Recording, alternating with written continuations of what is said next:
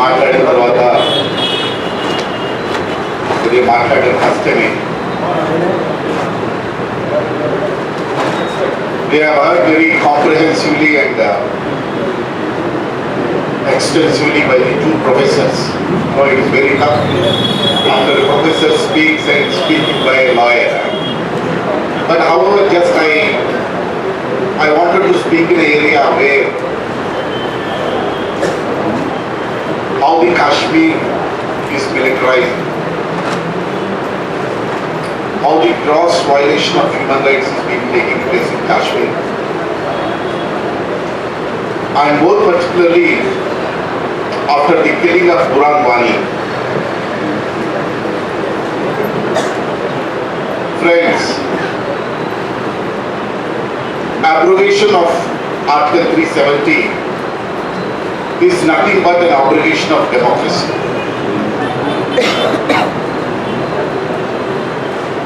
It is not that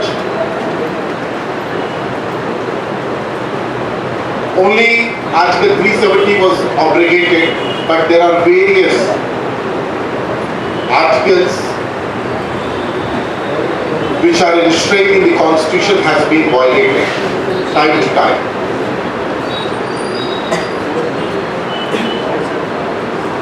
We have been witnessing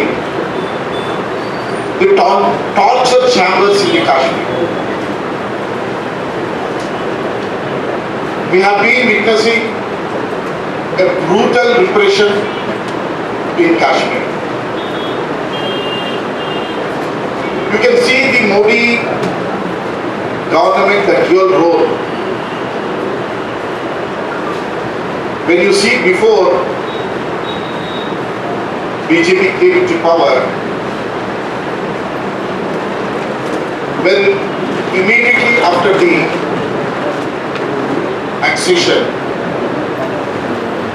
the prajaparishaek, which is an instrumental in creating a communal hatred between the Muslims and Hindus in Jammu Kashmir.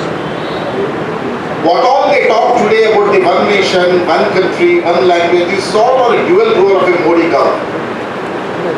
I don't want to go into the history because Professor Seshaiah has elaborately said how the history speaks truth. Today the situation is very pathetic. No? Today, if anyone prepares to speak on Kashmir, you must prepare for a criminal case. You have to prepare to face a criminal trial, you have to prepare to go to the jail. This is how the minds of the people were being terrorized by the state agencies. Over a period we have been seeing the transformation of democratic institutions into a very systematically destroying the very objectives. And Professor Haragopal was rightly said how the minds of intellectuals like in the universities or other institutions have been subjected to fear. But I go a little bit further. What I say that even in the Higher Judiciary today, the judges are in fear. Forget about the executive. The Supreme Court judges are in fear.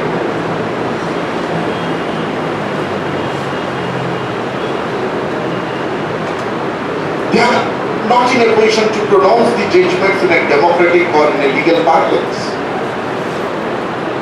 You might have seen that the 4 senior judges of the Supreme Court came out of the court, organized the press meet, and what they have said is, you see, you the people of this country have to save the India.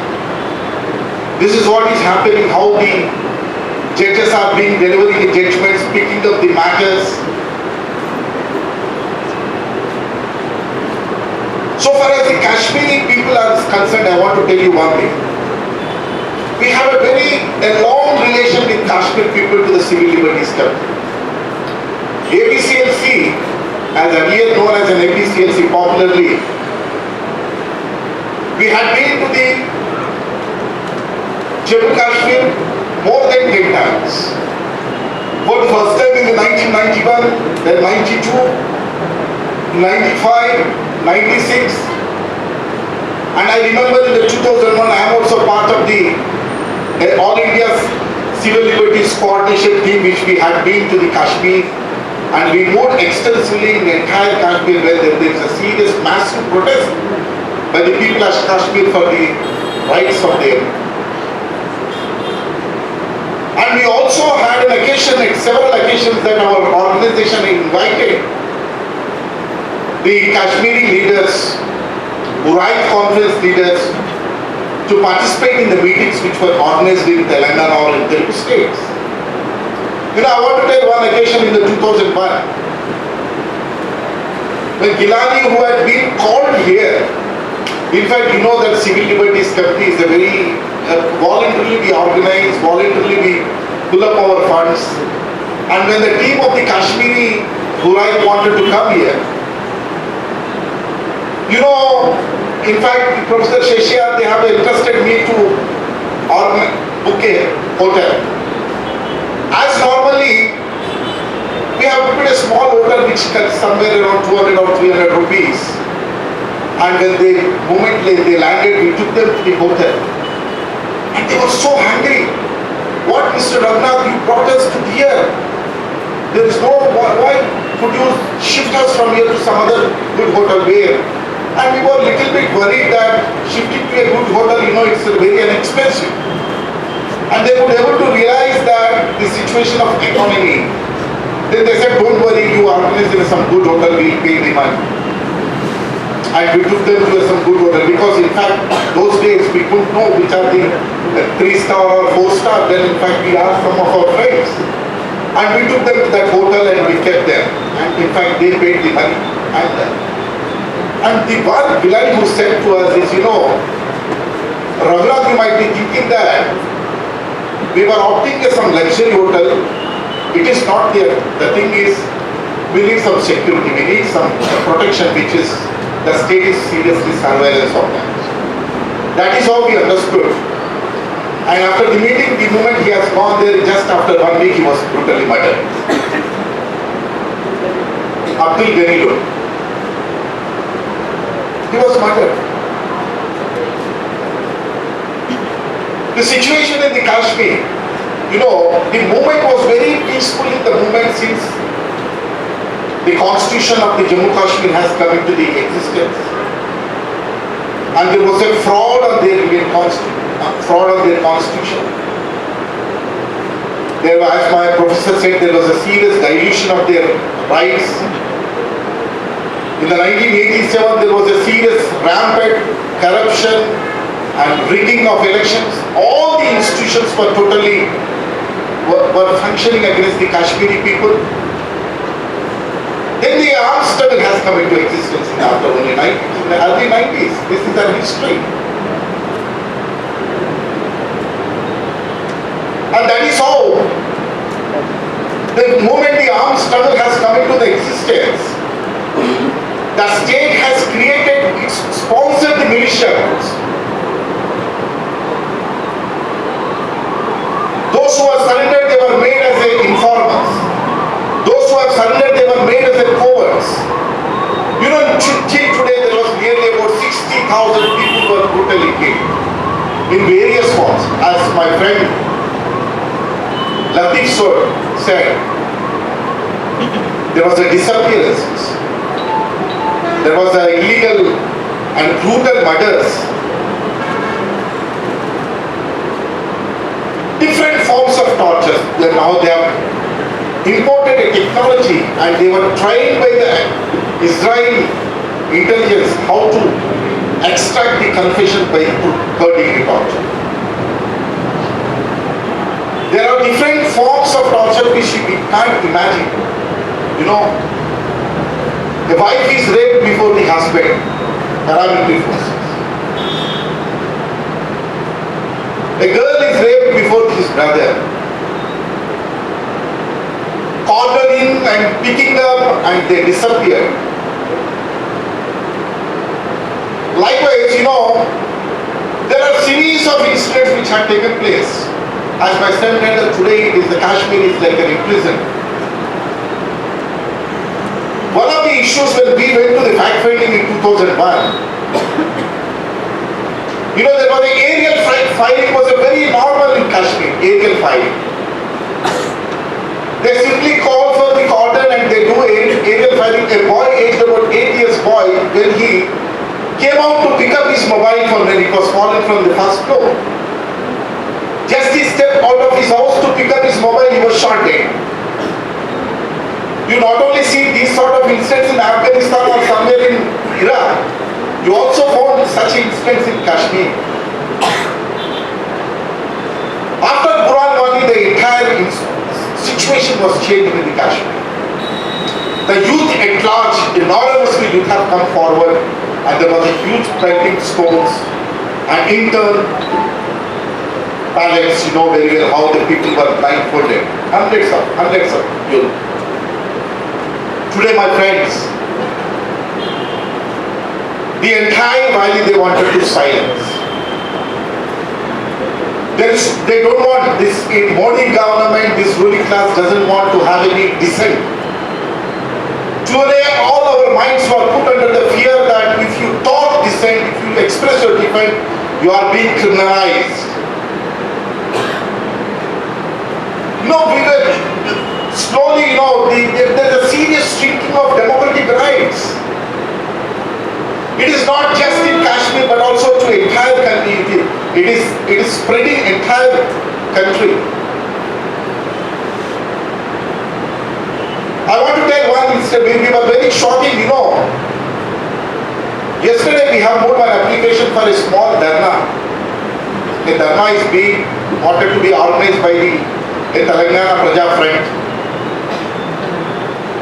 This is an organization which is committed for the cause of the tribals and Telangana people have been fighting. And the dharna permission was not given and we moved a lunch motion before the High Court. And we have been moving such lunch motions and taking permissions very casually. And today why I am saying that shrinking and how the democratic rights are being taken away, all of a sudden the government leader comes and says before the judge that they are Maoists, it's the banned organizations they want to organize. So why I am saying today, even from the Supreme Court to the Higher Judiciary, if you express some dissent, they say that you are an anti-national or you are a Maoist. And I was we are unexpected to know that. And I was immediately rushed to the court. In fact, my colleague was handling this. He said that they were with all material. They wanted to say UAPL. Then I rushed. They said they are Maoists. I was so surprised, my lord. So, my friend, this is a situation now prevailing in the entire country. Bhima Koregaon, Gautam Navalkar is a premier rights activist and a columnist for Economic and Political Weekly. Gautam Navalkar has written a tremendous articles and an activist on Kashmir issue. So we have to see one important thing. The conspiracy of the Modi government, you can see over a year, they have picked up the 10 intellectuals, democrats from various walks of life who have been working, and they wanted to implement their agenda. So that is how. So to curb the urban Naxals, urban Maoists, they have been coined in this way. They picked up those who are the frontal, who speaks on the Maoist ideology, like Varavara was kept behind. And those who talk about the Dalit issues, a lawyer, Surinder Gadlik, who was picked up and kept behind. Who is talking about the Adivasis displacement, Raval was picked up. Who speaks about the women rights, women issues, she was picked up. Gautam, we were surprised that Gautam is critical about the Maoist activities whenever because we are all working together in a CDRO. So today we could able to realize that the BJP has a systematic agenda, hidden agenda. This was a long back, the moment the Modi came into power, that tomorrow they were going for 370 abrogation. Therefore, the authority of the 370 or the Kashmir issues, one of the finest, lovable man, Mr. Gautam Navalkar, if he would be put behind the bars, there would not be any debate in civil society. This was the conspiracy of the Indian state. So you see, over a period, all were kept behind the back, but luckily, he was fished out of the arrest by the Gautam Navalkar by the Mumbai High Court and granted interim stay, and the stay has been extended week by week, month by month, and ultimately yesterday you might have all seen in the newspapers and also in social media that his quash application was dismissed. The same judge who at earlier occasion said to the Advocate General who is representing the Maharashtra, said, what Mr. There is no material on record to arrest the Gautam Navalkar. What the material you have? Nothing material. Therefore, I just extend the stay. And this is the how they have come up in last hearing. We have a tremendous material against Mr. Gautam. He has a close nexus with the Maoists, not only Maoists, but also with the Mujahideen. This is how they have brought an intelligence reports, a fake reports, and they could able to influence the judge's mind, terrorize the judge, only on the ground that it is a national security. This is happening everywhere. Today if you talk in the court, it is becoming a very tough. Telangana or Telugu states, if you register any case under UAPA, it was a very simple for us, we will get a person within a 1 week or 10 days. But in a period when the Modi government came into power, we have been seen many of our Democratic Students Union and Telangana Student Union and various others were falsely implicated under UAPA. It is getting tough to get the case because the strategy is that they wanted to put forward the banned politics. So that is the reason we should fight against this banned politics. We all have to raise the voice against the banned politics or the ideological warfare being raised by the state, Indian state. They are systematically able to create a guilty of association. Today, my friends, if we talk openly, if we talk openly that yes, Maoist ideology can be discussed anywhere. Today, can we say openly that can we discuss about the Kashmir Azadi? If in JNU, if a student speaks about the Azadi, or if a student speaks about the Azadi of the Hyderabad Central University, what had happened we have seen. Launching the seditious cases. We have seen Arundhati Rai, we have seen many of the students from JNU, and we have seen the consequence of the slogan and then how Rohit Vemula laid down his life.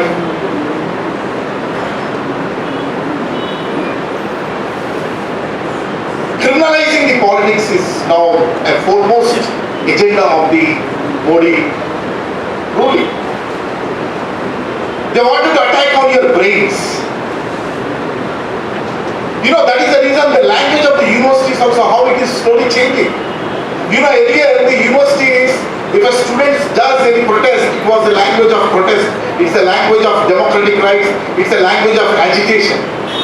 Now we have seen what is recently is happening in the TIS, that the students which are now facing,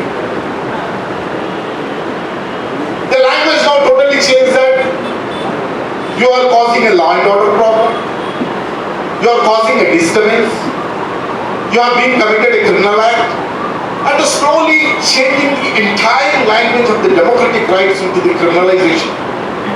This we have to understand. Friends, we are very sure that the Kashmiri people, even if you abrogate Article 370 or if you abrogate entirely the constitution of the Kashmir people are not going to be silent. They know how to fight when they get the Azadi. They get the Azadi and they'll fight, they know that. But what we have to do is that we have to put the overwhelming coordination and support, solidarity from our side that their struggle is a democratic struggle and their struggle should be supported not only by the Indian but to the entire human community. You see, we have seen the corporate media is playing a fake news. They are just, we have heard earlier that Professor Haragopal and Professor Seshaiah have said how the corporate, in fact, I thought that Professor Haragopal will say about the Arnab Goswami was missed. You know what is his status, Arnab Goswami? Before he became a channel particular anchor, was there any history of Arnab Goswami being a human rights activist or a senior journalist? Or any history of writers on certain aspects? Nothing. It's a corporate agenda. It's a corporate journalist who brought all the issues in such a way that he wanted to create an impression. So vulgarizing. Whoever speaks about the democratic race is being attacked. It is one of the occasions when the Professor Haragopal myself, he openly says that we are all pseudo-plurals. Intellectuals, this is how his language. So corporate media is totally now, they feel that Modi Prabhutvam kanna meme takku kaadu. We are not lesser than Modi rule, we are more than that. And you know that social media, you will see at different types. Very vulgarizing, as Professor Haragopal said, talking about the women, talking about the property, talking about the land, but never they talk about the Kashmiri people. Really, they are really lovable people because we had been there. Not once, we had been at several occasions. We had a very long attachment with those people. So therefore, friends,